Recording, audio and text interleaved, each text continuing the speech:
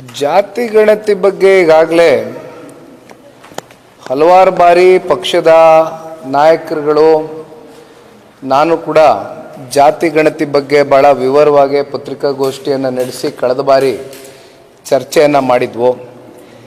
ಆದರೆ ಇತ್ತೀಚೆಗಷ್ಟೇ ನವದೆಹಲಿಗೆ ಈ ರಾಜ್ಯದ ಮುಖ್ಯಮಂತ್ರಿಗಳು ಭೇಟಿ ಕೊಟ್ಟಂಥ ಸಂದರ್ಭದಲ್ಲಿ ಕಾಂಗ್ರೆಸ್ನ ಹೈಕಮಾಂಡ್ ಜೊತೆ ಕೂತು ಚರ್ಚೆ ಮಾಡಿದಾಗ ಏನು 165 ಕೋಟಿನೋ 180 ಕೋಟಿಯಷ್ಟು ಹಣಕಾಸನ್ನು ವೆಚ್ಚ ಮಾಡಿ ಕಳೆದ 10 ವರ್ಷ ಹಿಂದೆ ನಡೆಸಿರ್ತಕ್ಕಂಥ ಈ ಒಂದು ಜಾತಿ ಗಣತಿನ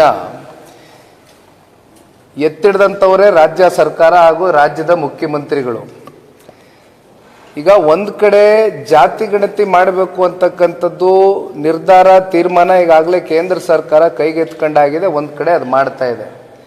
ಪ್ರತ್ಯೇಕವಾಗಿ ನೀವು ಜಾತಿ ಗಣತಿ ಮತ್ತೆ ರಾಜ್ಯದಲ್ಲೂ ಮಾಡಬೇಕು ಅಂತಕ್ಕಂಥದ್ದು ಏನು ಅವಶ್ಯಕತೆ ಇಲ್ಲ ನನ್ನ ಅಭಿಪ್ರಾಯದಲ್ಲಿ. ಒಂದು ಈಗಾಗಲೇ ಕಳೆದ 10 ವರ್ಷದ ಹಿಂದೆ ಇವತ್ತು ನೀವು ಆಗಲೇ ಜಾತಿ ಗಣತಿಯನ್ನು ನೀವೇನು ಮಾಡ್ಕೊಂಡಿದ್ದೀರಿ ಅಂತಕ್ಕಂಥದ್ರ ಬಗ್ಗೆ ಚರ್ಚೆ ಮಾಡ್ತೀನಿ. 180 ಕೋಟಿ ರೂಪಾಯಿ ಅಷ್ಟು ಹಣಕಾಸನ್ನು ಇವತ್ತು ವೆಚ್ಚ ಮಾಡಿದ್ದೀರಿ. ಮತ್ತೆ ಪುನಃ ಅದರ ಮೇಲೆ ಇವತ್ತು ಜನಗಳ ಒಂದು ಏನು ತೆರಿಗೆ ಮೂಲಕ ಕಟ್ತಕ್ಕಂಥ ಈ ಒಂದು ಹಣ ಮತ್ತೆ ಖರ್ಚು ವೆಚ್ಚ ಮಾಡಿ ಎಷ್ಟರ ಮಟ್ಟಕ್ಕೆ ನೀವು ಈ ಜಾತಿ ಗಣತಿನ ಸರಿಯಾಗಿ ಮಾಡ್ತೀರಾ ಅಂತಕ್ಕಂಥದ್ದು ಪ್ರಶ್ನೆ ಈಗಾಗಲೇ ಉದ್ಭವ ಆಗಿದೆ. ಇದು ಕೇವಲ ನಿಮ್ಮ ರಾಜಕಾರಣದ ಲಾಭಕ್ಕೋಸ್ಕರ ಕೆಲವೊಂದಷ್ಟು ಸಮುದಾಯಗಳನ್ನ ಮೇಲೆತ್ತಕ್ಕಂಥದ್ದು, ಇನ್ನೊಂದಷ್ಟು ಜಾತಿಗಳನ್ನು ತುಳಿತಕ್ಕಂಥ ಒಂದು ಕೆಲಸ ಆಗ್ತಾ ಇದೆ ಅಂತಕ್ಕಂಥದ್ದು ಇದು ಭಾಳ ಸ್ಪಷ್ಟ. ಆದರೆ ಈಗ ನಾನು ಹೇಳ್ದಂಗೆ ಜಾತಿ ಗಣತಿ ಈಗಾಗಲೇ ಜನಗಣತಿ ಆಗಬೇಕು, ಜಾತಿ ಗಣತಿ ಆಗಬೇಕು ಅಂತಕ್ಕಂಥದ್ದು ಈಗಾಗಲೇ ಕೇಂದ್ರ ಸರ್ಕಾರ ನಿರ್ಧಾರ ಮಾಡಿದ್ದಾರೆ. ಮತ್ತೆ ಪ್ರತ್ಯೇಕವಾಗಿ ಮಾಡ್ತಕ್ಕಂಥದ್ದು ಅನವಶ್ಯಕ, ಮತ್ತೆ ದುಂದು ವೆಚ್ಚ ಮಾಡ್ತಕ್ಕಂಥದ್ದು ನಿಜಕ್ಕೂ ಕೂಡ ಇದು ಬೇಡ ಅಂತಕ್ಕಂಥದ್ದು ಬಹುತೇಕರ ಒಂದು ಭಾವನೆ. ಕಾಂಗ್ರೆಸ್ ಹೇಳ್ತಾ ಇದೆ ಸರ್, ಸಾಮಾಜಿಕವಾಗಿ ಆರ್ಥಿಕವಾಗಿ ಮಾಡೋದಿಲ್ಲ ಇವರು, ಜಸ್ಟ್ ಜಾತಿ ಗಣತಿ ಅಂಕಿಅಂಶ ಹೇಳ್ತಾರೆ ಅಷ್ಟೇ, ಬಟ್ ನಾವು ಹೊತ್ತು ಕೊಡ್ತೀವಿ ಅದಕ್ಕೆ. ಇಲ್ಲ, ಡೆಫಿನೆಟ್ಲಿ ಈಗ ಸೋಷಿಯೋ ಎಕನಾಮಿಕ್ ಜಸ್ಟಿಸ್ಗೋಸ್ಕರ ಈ ಜಾತಿ ಗಣತಿ ನಡಿಬೇಕಾಗಿದೆ. ಬಟ್ ಅಂತಿಮವಾಗಿ ಇಲ್ಲಿ ಯಾರ ಸೋಷಿಯೋ ಎಕನಾಮಿಕ್ ಜಸ್ಟಿಸು ಕೂಡ ಆಗ್ತಾ ಇಲ್ಲ. ಇಲ್ಲಿ ಆಗ್ತಾ ಇರ್ತಕ್ಕಂಥದ್ದು ಓನ್ಲಿ ಪೊಲಿಟಿಕಲ್ ಅಜೆಂಡಾನ ಮುಂದಿಟ್ಕೊಂಡು ನಿಮ್ಮ ರಾಜಕಾರಣದ ಮುಂದಿನ ಭವಿಷ್ಯವನ್ನು ಕಟ್ತಕ್ಕಂಥದ್ದಕ್ಕೆ ಇವತ್ತು ಕೆಲವೊಂದಷ್ಟು ಬಹುಸಂಖ್ಯೆಯ ಜಾತಿಗಳನ್ನ ಕಮ್ಮಿ ತೋರಿಸ್ತಕ್ಕಂಥದ್ದು, ಮತ್ತೆ ಕೆಲವೊಂದಷ್ಟು ಜಾತಿಗಳನ್ನ ನೀವು ಮೇಲೆತ್ತಕ್ಕಂಥ ಕೆಲಸ ಮಾಡ್ತೀರಿ ಅಂತಕ್ಕಂಥದ್ರೆ ಇದು ನಿಜಕ್ಕೂ ಕೂಡ ಪ್ರತಿಯೊಬ್ಬರ ಮನಸ್ಸಿನಲ್ಲೂ ಕೂಡ ಪ್ರಶ್ನೆ ಅಂತೂ ಉದ್ಭವ ಆಗಿದೆ. ಜಾತಿ ಗಣತಿ ಸೋಷಿಯೋ ಎಕನಾಮಿಕ್ ಜಸ್ಟಿಸ್ಗೋಸ್ಕರ ಮಾಡಬೇಕಾಗಿದೆ, ಆದರೆ ಇದರ ಹಿಂದಿನ ಉದ್ದೇಶ ದುರುದ್ದೇಶ ಬೇರೆ ಅಂತಕ್ಕಂಥದ್ದು ಬಹಳ ಸ್ಪಷ್ಟ.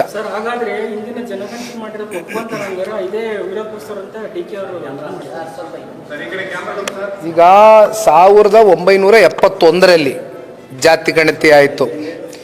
ಈಗ ಅಲ್ಲಿಂದ ಇಲ್ಲಿಯವರೆಗೂ ಈಗ ಕೇಂದ್ರ ಸರ್ಕಾರ ಮತ್ತೆ ಕೈಗೆ ಎತ್ಕೊಂಡಿದ್ದಾರೆ ಜನಗಣತಿ ಮಾಡಬೇಕು ಅಂತಕ್ಕಂಥದ್ದು. ಈಗ ಇಲ್ಲಿವರೆಗೂ DCM ಅವ್ರಿಗೆ ಇದ್ರ ಬಗ್ಗೆ ವಿಶ್ವಾಸ ಇಲ್ಲ ಅಂತಕ್ಕಂಥದ್ದಾದ್ರೆ ಮತ್ತೆ ಈ 10 ವರ್ಷದಿಂದ ಮಾಡ್ತಕ್ಕಂಥ ಈ ಕಾಂತರಾಜುರವರ ವರದಿ ಏನಿದೆ ಇದ್ರ ಬಗ್ಗೆ ಎಷ್ಟು ಜನಕ್ಕೆ ವಿಶ್ವಾಸ ಇದೆ? ಅವ್ರ ಪಕ್ಷದಲ್ಲೇ ವಿಶ್ವಾಸ ಇಲ್ವಲ್ಲ, ಅವ್ರ ಕೇಂದ್ರದ ನಾಯಕರಿಗೆ ವಿಶ್ವಾಸ ಇಲ್ಲಲ್ಲ, ಅವ್ರ ಹೈಕಮಾಂಡ್ ಅವ್ರಿಗೆ ವಿಶ್ವಾಸ ಇಲ್ವಲ್ಲ. ರಾಹುಲ್ ಗಾಂಧಿ ಅವ್ರು ಏನು ಹೇಳಿದ್ದಾರೆ ಪಾಪ, ಒಳಗಡೆ ಕೂತ್ಕೊಂಡಾಗಿವರು ನವದೆಹಲಿಯಲ್ಲಿ ಚರ್ಚೆ ಮಾಡಿದಾಗ ಏನು ಹೇಳಿದ್ದಾರೆ? ಕೈ ಬಿಡಿ ಅಂತ ಹೇಳಿದ್ದಾರೆ.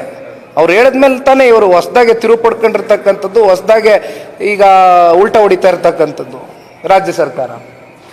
ವಿಶ್ವಾಸ ಇಲ್ಲ ಅವ್ರಿಗೆ. ಸರ್, ಈಗ ನೀವು ಜಾತಿ ಗಣತಿ ಮಾಡ್ತೀರಿ, ನಿಮ್ ಕಡೆಯಿಂದಲೂ ಆಗುತ್ತೆ, ಕೇಂದ್ರದಿಂದ ಆಗುತ್ತೆ, ಓಕೆ, ಈಗ ರಾಜ್ಯದಿಂದಲೂ ಆಗುತ್ತೆ.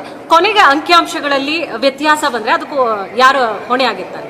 ಬಂದೇ ಬರುತ್ತೆ, ವ್ಯತ್ಯಾಸಗಳಾಗೆ ಆಗುತ್ತೆ. ಅಂಕೆ ಅಂಶಗಳನ್ನ ವ್ಯತ್ಯಾಸ ಬರದೇ ಇರತಕ್ಕಂಥ ನಿಟ್ಟಿನಲ್ಲಿ ಟೆಕ್ನಿಕಲ್ ಗ್ರೌಂಡ್ಸ್ನ ಮೀಟ್ ಮಾಡಿ ವೈಜ್ಞಾನಿಕವಾಗಿ ಈ ವರದಿ ರಿಪೋರ್ಟ್ ಮಾಡಬೇಕಾಗಿದೆಯಮ್ಮ. ಒಂದು ಸೋಷಿಯೋ ಎಕನಾಮಿಕ್ ಜಸ್ಟಿಸ್ನ ನಾವು ಕೊಡಬೇಕಾಗಿರ್ತಕ್ಕಂಥವ್ರು ಎಂಥವ್ರಿಗೆ? ಈಗ ಯಾವ್ಯಾವ ಜಾತಿಗಳು ಸಮುದಾಯಗಳು ಎಲ್ಲ ಸೋಷಿಯೋ ಎಕನಾಮಿಕ್ ಜಸ್ಟಿಸ್ನ ಮೀಟ್ ಮಾಡೋಕ್ಕಾಗಿಲ್ಲ. ಕಟ್ಟ ಕಡೆಯ ಒಂದು ವ್ಯಕ್ತಿನ ಇವತ್ತು ಸಾಮಾಜಿಕವಾಗಿ, ಆರ್ಥಿಕವಾಗಿ, ಶೈಕ್ಷಣಿಕವಾಗಿ 3 ಕಡೆ ನೀವು ಅವ್ರನ್ನ ಮೇಲೆತ್ತಕ್ಕಂಥ ಒಂದು ಕೆಲಸದ ವಿಚಾರವಾಗಿ ಇವತ್ತು ಜಾತಿ ಗಣತಿ ಜನಗಣತಿ ಆಗಬೇಕಾಗಿರ್ತಕ್ಕಂಥದ್ದು. ಇದನ್ನ ಒಂದು ಒಳ್ಳೆ ಉದ್ದೇಶದಿಂದ ಮಾಡಿದ್ರೆ 100ಕ್ಕೆ 100 ನೀವು ವೈಜ್ಞಾನಿಕವಾಗಿ ಇದನ್ನ ಮಾಡ್ತಕ್ಕಂಥದಕ್ಕೆ ಎಲ್ಲ ಅವಕಾಶ ಇದೆ. ಫೈನಾನ್ಸ್ ಕಮಿಷನ್ ಸಭೆಯಲ್ಲಿ ಸಿಎಂ ಸಭೆಯಲ್ಲಿ ಭಾಗಿಯಾಗಿದ್ರು. ಕೇಂದ್ರ ಸರ್ಕಾರ ಅನುದಾನ ತಾರತಮ್ಯ ಮಾಡ್ತಿದೆ ರಾಜ್ಯಕ್ಕೆ ಅನ್ನೋ ಆರೋಪನ ಪದೇ ಮಾಡಿದರೆ ನಿನ್ನೆ ಕೂಡ ಮಾಡಿದ್ದಾರೆ. ₹1 ನಮ್ಮ ರಾಜ್ಯದಿಂದ ತಗೋತಾರೆ. ಈಗ 16th ಫೈನಾನ್ಸ್ ಏನು ಮೊನ್ನೆ ದಿನ ಇತ್ತೀಚೆಗೆ ನವದೆಹಲಿಯಲ್ಲಿ ರಾಜ್ಯದ ಮುಖ್ಯಮಂತ್ರಿಗಳು ಭೇಟಿ ಕೊಟ್ಟಿದ್ದಾರೆ. ನಾನು ಮುಖ್ಯಮಂತ್ರಿಗಳಿಗೆ ಶುಭವನ್ನು ಕೋರ್ಲಿಕ್ಕೆ ಇಚ್ಛೆಪಡ್ತೇನೆ. ಯಾಕೆಂದರೆ ಹಲವಾರು ವಿಷಯದಲ್ಲಿ ರಾಜ್ಯದ ಮುಖ್ಯಮಂತ್ರಿಗಳು ಕೇಂದ್ರದ ಗೌರವಾನ್ವಿತ ಪ್ರಧಾನಮಂತ್ರಿಗಳ ಜೊತೆ ಇಲ್ಲಿವರೆಗೂ ಕೂಡ ಅವರು ಸಮಯ ಕೊಟ್ಟು ಕೂತು ಚರ್ಚೆ ಮಾಡಿ ಒಂದು ಸೌಹಾರ್ದಿತವಾದಂಥ ಒಂದು ಬಾಂಧವ್ಯವನ್ನು ಬೆಳೆಸ್ಕೊಳ್ತಕ್ಕಂಥದ್ದು ಇಲ್ಲಿವರೆಗೂ ನಾವು ನೋಡಿಲ್ಲ. ಈಗ ಏನು 16th ಫೈನಾನ್ಸ್ ಕಮಿಟಿ ಇದೊಂದು ಮೀಟಿಂಗ್ನಲ್ಲಿ ಭೇಟಿ ಕೊಟ್ಟಿದ್ದಾರೆ ರಾಜ್ಯದ ಮುಖ್ಯಮಂತ್ರಿಗಳು, ನಾವೆಲ್ಲರೂ ಅವ್ರಿಗೆ ಹೃದಯ ತುಂಬಿದ ಧನ್ಯವಾದಗಳನ್ನ ಸಲ್ಲಿಸಲಿಕ್ಕೆ ಇಷ್ಟಪಡ್ತೇವೆ. ರಾಜ್ಯದ ಜನತೆಯ ಪರವಾಗಿ ಇವತ್ತು ಈ ರಾಜ್ಯದ ಮುಖ್ಯಮಂತ್ರಿಗಳು ಏನಾದರೂ ನಮ್ಮ ರಾಜ್ಯಕ್ಕೆ ಕೊಡಬೇಕಾಗಿರ್ತಕ್ಕಂಥ ಅಥವಾ ತಗೊಳ್ಬೇಕಾಗಿರ್ತಕ್ಕಂಥ ಕೆಲವೊಂದಷ್ಟು ಅನುದಾನಗಳು ಏನಾದ್ರು ಕೊರತೆ ಆಗಿದೆ ಅಂತಕ್ಕಂಥದ್ದಾದರೆ ಪ್ರಧಾನಮಂತ್ರಿಗಳ ಜೊತೆ ಕೂತು ಚರ್ಚೆ ಮಾಡಲಿ. ನಾವು ಕೂಡ ಅವ್ರ ಜೊತೆ ನಿಂತು ಸನ್ಮಾನ್ಯ ಕುಮಾರಣ್ಣವರು ಈ ವಿಚಾರದಲ್ಲಿ ಸಹಕಾರವನ್ನು ಕೊಡ್ತೇವೆ ಅಂತಕ್ಕಂಥ ಬಹಳ ಸ್ಪಷ್ಟವಾಗಿ ಅನುದಾನ ಕಡಿಮೆ ಮಾಡಿಸಿದ್ದಾರೆ ಕರ್ನಾಟಕಕ್ಕೆ, ಇದು ರಾಜಕೀಯ ಅನ್ನುವಂಥ ಮಾತುಗಳನ್ನು ಸಿಎಂ ಹೇಳ್ತಾರೆ. ಕೂತು ಚರ್ಚೆ ಮಾಡಬೇಕಲ್ಲ ಸರ್, ಕೂತು ಚರ್ಚೆ ಮಾಡ್ಕೊಂಡು ಆಮೇಲೆ ಒಂದು ಚೌಕಟ್ಟಿನಲ್ಲಿ ಕೂತು ಚರ್ಚೆ ಮಾಡಬೇಕಾಗ್ತದೆ. ಯಾಕೆಂದರೆ ಎರಡು ಅತ್ಯಂತ ಉನ್ನತವಾದಂಥ ಒಂದು ಸ್ಥಾನ, ಪ್ರಧಾನಮಂತ್ರಿ ಅಂತಕ್ಕಂಥದ್ದು ಮುಖ್ಯಮಂತ್ರಿಗಳು ಇಬ್ಬರು ಅತ್ಯಂತ ಉನ್ನತವಾದ ಸ್ಥಾನದಲ್ಲಿ ಕೂತಿದ್ದಾರೆ. ಇದನ್ನು ನೀವು ಬಹಿರಂಗವಾಗಿ ಬಂದು ನಮಗೆ ಸಿಗ್ತಾ ಇಲ್ಲ ಮಾಡ್ತಾ ಇಲ್ಲ ಅನ್ನೋದಕ್ಕಿಂತ ಹೆಚ್ಚಾಗಿ ಕೂತ್ಕೊಂಡು ಒಳಗಡೆ ಸೌಹಾರ್ದಿತವಾದಂಥ ಒಂದು ಬಾಂಧವ್ಯ ಬೆಳೆಸ್ಕೊಳ್ಳಿ, ಕೂತು ಚರ್ಚೆ ಮಾಡಲಿ. ರಾಜ್ಯದ ಜನತೆಗೆ ಆಗ್ತಾ ಇರ್ತಕ್ಕಂಥ ಅನ್ಯಾಯದ ಬಗ್ಗೆ ಪ್ರಧಾನಮಂತ್ರಿಗಳ ಜೊತೆ ಕೂತು ಚರ್ಚೆ ಮಾಡಿದಂಥ ಸಂದರ್ಭದಲ್ಲಿ ನನಗೂ ವಿಶ್ವಾಸ ಇದೆ, ಖಂಡಿತವಾಗ್ಲೂ ಪ್ರಧಾನಮಂತ್ರಿಗಳು ಇದಕ್ಕೆ ಸ್ಪಂದಿಸ್ತಾರೆ. ಸರಿ, ಇಷ್ಟು ಬಾರಿ ಹೇಳಿದ್ರು ಕೂಡ ಅವ್ರಿಗೆ ರೀಚ್ ಆಗಿರುತ್ತೆ ವಿಚಾರಗಳು, ಆದ್ರೂ ಕೂಡ ಯಾಕೆ ಸ್ಪಂದನೆ ಕೊಡ್ತಿಲ್ಲ ಅವರು? ಈಗ ಗೊತ್ತಿರುತ್ತೆ 4.5 ಲಕ್ಷ ಕೋಟಿ ಖರ್ಚು ಮಾಡ್ತಾ ಇದ್ದಾರೆ, ತೆರಿಗೆ ಕೊಡ್ತಾ ಇದ್ದಾರೆ, ಅದ್ರಲ್ಲಿ 15% ಸಿಗ್ತಿದೆ ಅಂತ ಹೇಳಿ ಎಲ್ಲ ಮುಂದಕ್ಕೆ ಸ್ಪಂದನೆ ಸಿಗುತ್ತೆ ಬಾಮ್ಮ, ಸಿಗುತ್ತೆ. ಇಲ್ಲಿವರೆಗೂ ಏನು ಸಿಕ್ಕಬೇಕಾಗಿದೆ ಸಿಕ್ಕಿದೆ, ಮುಂದಕ್ಕೆ ಏನು ಸಿಗಬೇಕು ಸಿಗುತ್ತೆ. ನಾವು ಇದ್ದೇವೆ ಜೊತೆಯಲ್ಲಿ, ಕುಮಾರಣ್ಣವರಿದ್ದಾರೆ, ರಾಜ್ಯದ ಪರವಾಗಿ ಪ್ರತಿನಿಧಿಸ್ತಾ ಇದ್ದಾರೆ, ಕೇಂದ್ರದಲ್ಲಿ ಸಚಿವರಾಗಿದ್ದಾರೆ, ಕ್ಯಾಬಿನೆಟ್ ಅಲ್ಲಿ ಮಿನಿಸ್ಟರ್ ಇದ್ದಾರೆ. ನಾವು ಕೂಡ ಇದ್ರ ಬಗ್ಗೆ ಚರ್ಚೆ ಮಾಡ್ತೇವೆ. ಹೆಚ್ಚಿನ ವಿಡಿಯೋಗಳಿಗೆ ಪ್ರತಿಧ್ವನಿ ಯೂಟ್ಯೂಬ್ ಚಾನೆಲ್ ಸಬ್ಸ್ಕ್ರೈಬ್ ಮಾಡಿ, ಬೆಲ್ ಐಕಾನ್ ಕ್ಲಿಕ್ ಮಾಡಿ.